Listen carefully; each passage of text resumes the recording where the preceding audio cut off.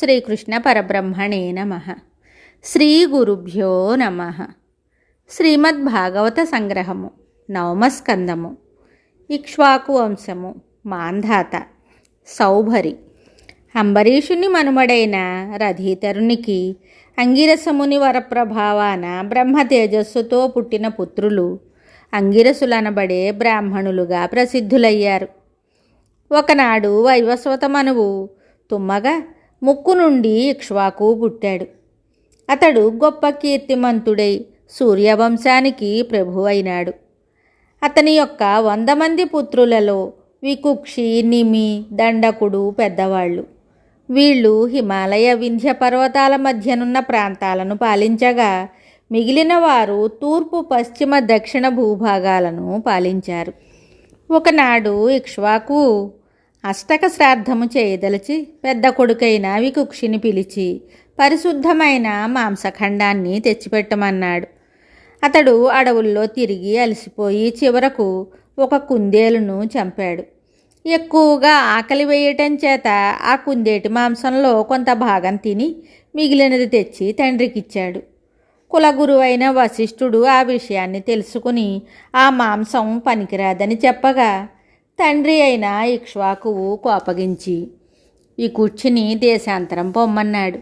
వికుక్షి కుందేటి మాంసం తిన్నందున శశాదుడని పిలువబడ్డాడు.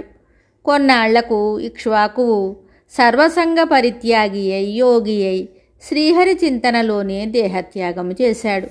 తరువాత వికుక్షి చాలా కాలము రాజ్యం చేసి అనేక యాగాలు చేసి పురంజయుడనే పుత్రుని కన్నాడు.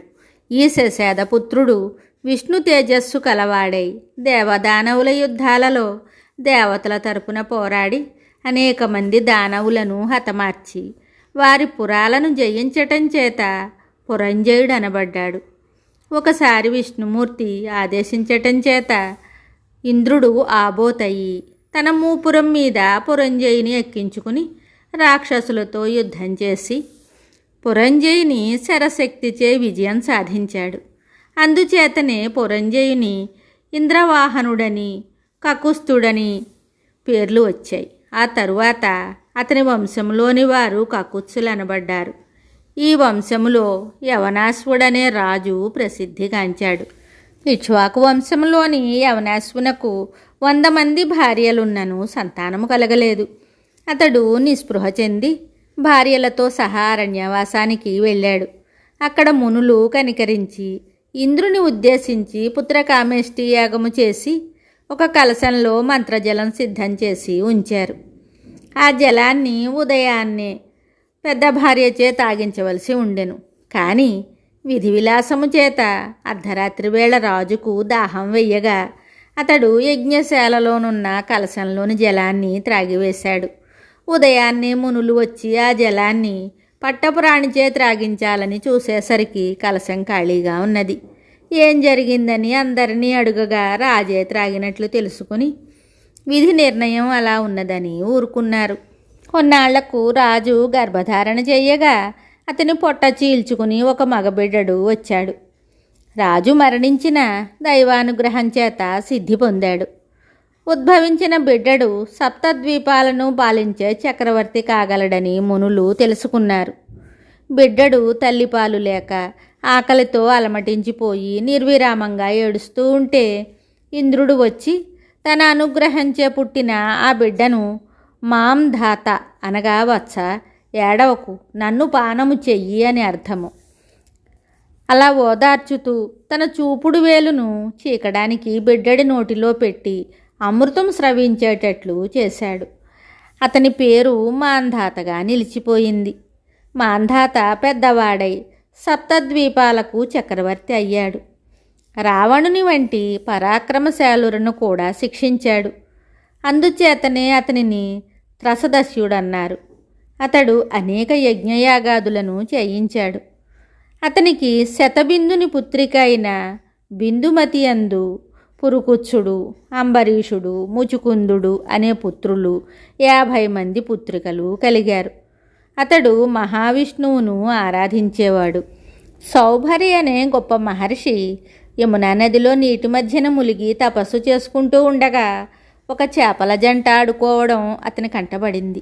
కర్మవశాత్తు ఆ దృశ్యము అతనిలో కాపురం చెయ్యాలనే కోరికను రేకెత్తించింది. సౌభరి వచ్చి మాంధాతను తన 50 మంది పుత్రికలలో ఒకతను తనకు ఇమ్మని కోరాడు.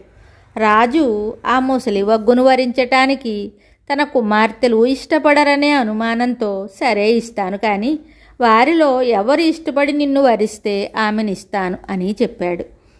అప్పుడు ముని అతని ఆంతర్యాన్ని తెలుసుకుని తన యోగశక్తిచే దేవతా స్త్రీలను కూడా మోహింపచేయగల దివ్య సుందర రూపాన్ని ధరించి రాజగృహానికి వెళ్ళాడు. 50 మంది కన్యలు అతనిని వరించగా మాటకు కట్టుబడిన మాంధాత చక్రవర్తి కన్యలందరినీ సౌభరికిచ్చి వివాహం చేశాడు. సౌభరి 50 రూపాలను దాల్చి భార్యలందరితోనూ స్వర్గతుల్యమైన ఇంద్రియ భోగాలను అనుభవిస్తూ ఎంత అనుభవించినా తనివి తీరక అసంతుష్టుడై పూర్వ సంస్కార బలముచే ఒకనాడు ఇలా తలపోశాడు. అయ్యో, నేను చేసిన పనేమిటి? ఎంతో తపశ్శక్తిని సంపాదించిన నాకు ఈ దుర్గతి ఏమిటి? మీనమిథునాన్ని చూచినంతనే నా మనస్సు ఎందుకు చెలించిపోవాలి? ఎంత అనుభవించినా తనివి తీరని ఈ విషయాలంపడంలోనే ఎందుకు ఇలా చిక్కుకున్నాను? నా తపశ్శక్తి అంతా ఒమ్మైపోయింది. నేను భ్రష్టునిగా మిగిలిపోయాను. లోకంలో ఒక్క భార్యయే గృహస్థుని సంసార కూపంలో ముంచివేస్తుంది కదా. మరి నన్ను ఈ 50 మంది భార్యలు, 5,000 మంది పుత్రులు నరకంలో ముంచకుండా ఉంటారా?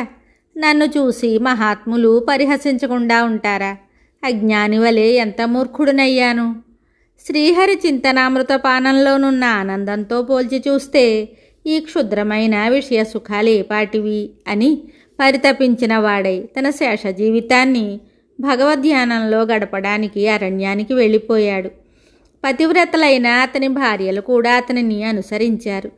సౌభరి తీవ్రమైన తపమాచరించి శరీరాన్ని కృశింపచేసి తపోజ్వాలలను పుట్టించుకొని ఆ జ్వాలలకు ఆహుతయ్యి పరమాత్మ సాయుధ్యాన్ని పొందాడు.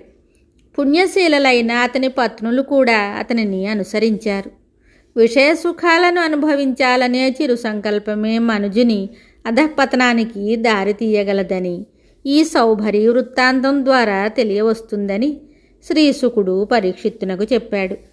మిగతా కథ తరువాయి భాగంలో తెలుసుకుందాము. శుభం.